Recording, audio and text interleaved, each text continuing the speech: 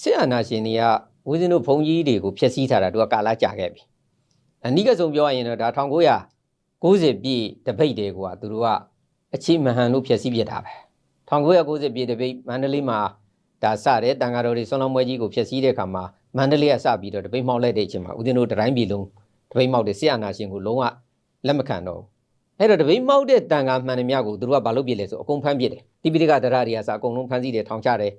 အဲ့ဒီလိုအကျန်းဖတ်လိုက်တဲ့တခုရဲ့အပြင်ဘက်မှာဘာလုပ်လဲဆိုခုနပြောတဲ့ဆရာတော်တွေကို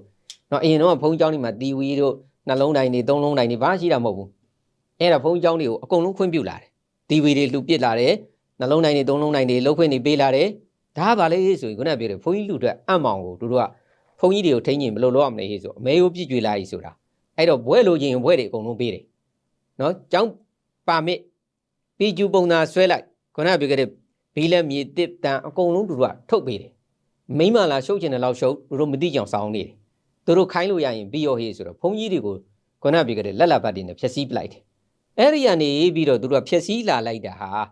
ဦးဇင်းတို့တန်ခါငယ်တွေကတခါ2009မှာထပြီးတော့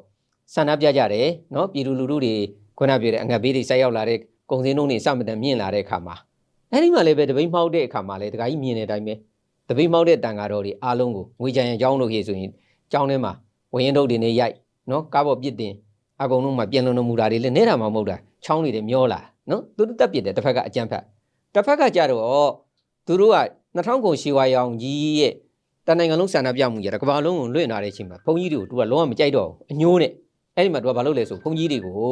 ခုနကပြောခဲ့တဲ့မျိုးဘာသာသာသနာစောင့်ရှောက်ရေးဆိုတဲ့အဖွဲ့ကြီးထောင်ပြီးတော့သူကဘာလုပ်ပြလဲ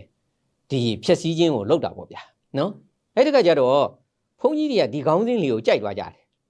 အဲ့တော့ဦးဇင်းတို့ဘုန်းကြီးတွေကလည်းပြောရမယ်ဟေ့ဆိုရင်ဒီကကြီးက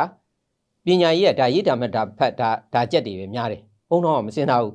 အဲ့တော့ဆရာနာရှင်ကဒါကိုကောင်းသိတဲ့ခါကျတော့ခေါင်းစည်းလေးလှလာလေးချပေးလိုက်တယ်အဲ့တော့ဘုန်းကြီးတွေကမျိုးဘာသာတာဒနာစောင့်ရှောက်တယ်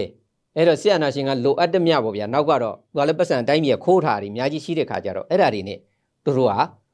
လက်ထိုးလိုက်တာပေါ့အဲ့ဒါကိုတာယာဝါကြတယ်ဦးဇင်းတို့အဲ့ဒီတွေကပြောပြတယ်ဒါတွေမလုပ်နဲ့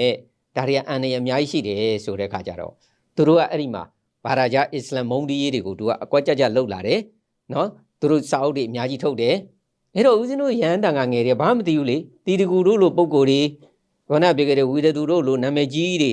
အင်းစိန်ရွာမဆရာတော်တို့လိုကကိုယ်တိုင်ကစစ်အာဏာရှင်နဲ့ပေါင်းပြီးတော့ဒီမျိုးဘာသာတာဒနာကိုစောင့်ရှောက်တာတွေလုပ်တယ်ဟေးဆိုတော့တန်ခါငယ်လေးတွေလည်းဘာမှမသိတော့နော်အဲ့ဒီမှာသူတို့ကဘာလုပ်လာလဲဆိုတော့အစ္စလမ်ကိုမုန်းတီးရေးလုပ်နေရနေပြီးတော့ဒေါအောင်ဆန်းစုကြည်တို့ကဒီအစ္စလမ်ကိုကာကွယ်ပေးနေတဲ့အစ္စလမ်ပါတီ